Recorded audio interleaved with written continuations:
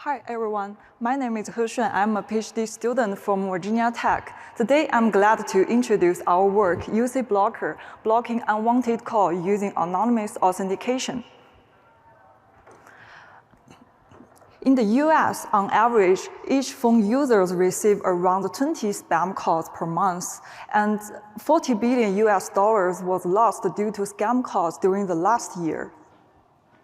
The key enablers behind the prevalence of spam and scam calls is the popularity of VoIP services. In recent years, we have witnessed a considerable shift from the traditional PSTN network to the VoIP services. Compared to using the PSTN networks, the adversaries are able to make massive spam calls at a very low cost over the IP networks. Besides, caller ID spoofing is much easier over the VoIP networks. The adversaries can alter the caller ID field and set those caller ID as anything they want. We have seen the cases that malicious adversaries can spoof as a legitimate government agencies by changing this caller ID field. There has been many existing solutions that can effectively combine the spam and scam call problems. One solution is through the end-to-end authentication, where either the voice channel or data channel, such as auth loop and authentic call, or through a network-assisted solution. Stir and Shaken is a standardized protocol that is mandatory by FCC in the US, in which the caller ID is digitally signed by the originating carrier and attested while it's traversing through the IP networks.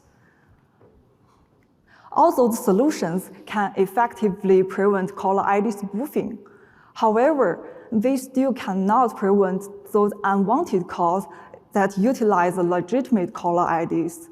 Especially in the United States, the phone users nowadays are less reliant on phone calls. We stop to pick up those calls that come from an unknown caller ID, even if it is a legitimate caller ID. To solve this problem, we propose UCBlocker, and we let the users able to define their own policy for a calling authentication. That callee can set up their own attribute-based caller authentication policies. Besides, we also want to enable those incoming calls that from legitimate unknown numbers. To achieve these two goals, we utilize attribute-based anonymous credentials.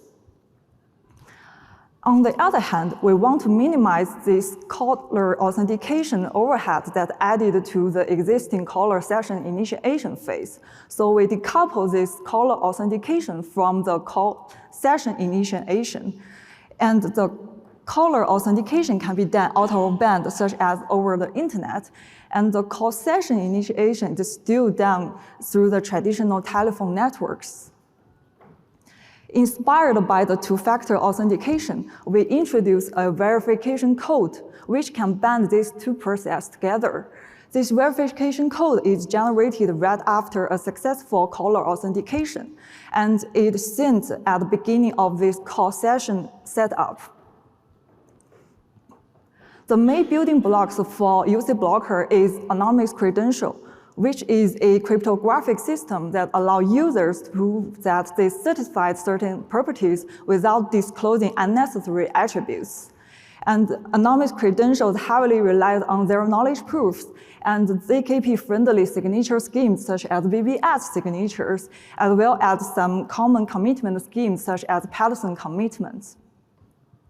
In UCBlocker, one credential can contain a set of attributes, and one caller can hold multiple attributes that was issued by different issuers.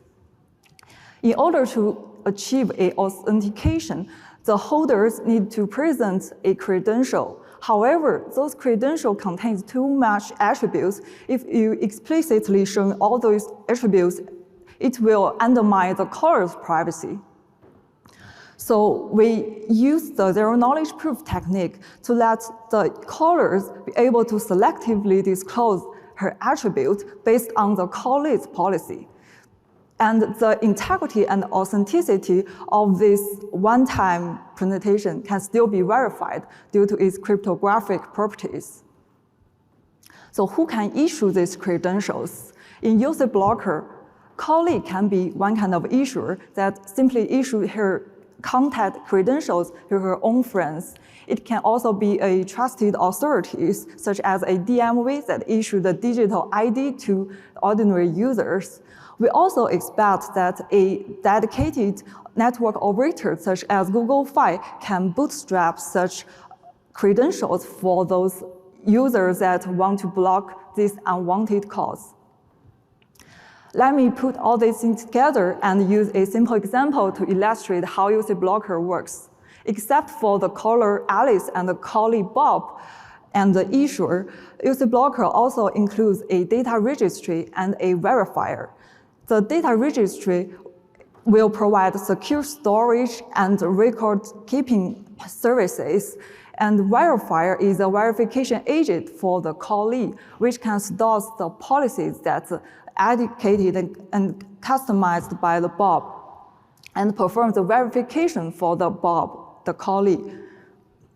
During the system setup, Alice already obtained a credential that issued by any issuer, and this credential can be a digital ID stored in her digital wallet. Alice wants to make a phone call to Bob. However, Bob doesn't know Alice. Based on Bob's phone number, Alice can look up Bob's policy entry and get the address of Bob's policy entries. Then Alice found out that Bob's policy is, I'm only allow my real neighbors to call me, which is actually a zip code equality check. So Alice needs to prepare an anonymous presentation to fulfill this authentication. However, she doesn't want to reveal her real date of birth or home addresses that's in the original credentials. So she will use zero knowledge proof and reveal this attribute zip, and this presentation is still verifiable and unlinkable. Verifier then able to authenticate Alice by running a zero knowledge proof process over this presentation. We also provide example UI interfaces to show that at the callee Bob's side, he can choose which policy that he wants to publish, and at the Alice side, she can choose which attribute to be disclosed for a authentication. And the UCBlocker client can also help to generate those presentations for Alice. Remember that we introduced a verification code to bind the authentication process and the call initiation setup. The verifier will send the verification code after successfully authenticated the caller Alice. By now, this auto-band authentication is finished, and Alice can send this verification code to Bob for a call initialization, and they can successfully make a voice call. We have evaluated 3 methods of transmitting this verification code. The first choice is add an actual header field in the existing SIP signaling messages, which is quite similar with the STIR and Chicken. However, such method requires substantial investment and cooperation from all the network operators. We also explored the choice that using voice channel to transmit this verification code.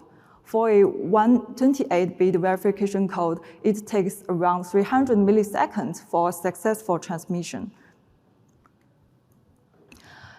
Besides, we found that repurposing the current caller ID is also a great way to transmit this verification code due to the fact that the verification code can be set as the caller ID, and the caller ID can be easily modified through a VoIP client. If we set the verification code with the same length as the current caller ID, 32 bits, then there is barely no actual cost to the call initialization phase.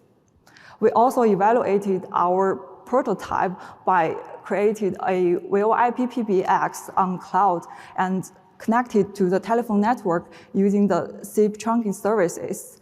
And our UCBlocker client is implemented using the standardized cryptographic library and parameters.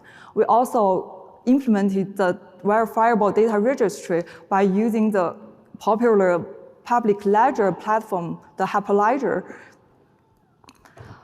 By designing a credential that can contain 15 attributes, our experiment shows that there is around 1.5 second delay for a successful authentication. And if we use the caller ID replacement technique, then there is no significant delays to those caller ID to the call initiation setup. To summarize, the UCBlocker is a very flexible scheme that allows only the calls that follow the callee's policy can reach to the callee. And we allow legitimate calls that from unknown number to reach to the callee. Besides, we also care about the caller's privacy, that caller does need to show all her information for a authentication. We also minimize the changes to the current telephone networks and eliminate the need for call time data channel. And our evaluation also shows that there is no significant delays to the original call session setup. Thanks for listening our talk. I'm happy to take any questions right now.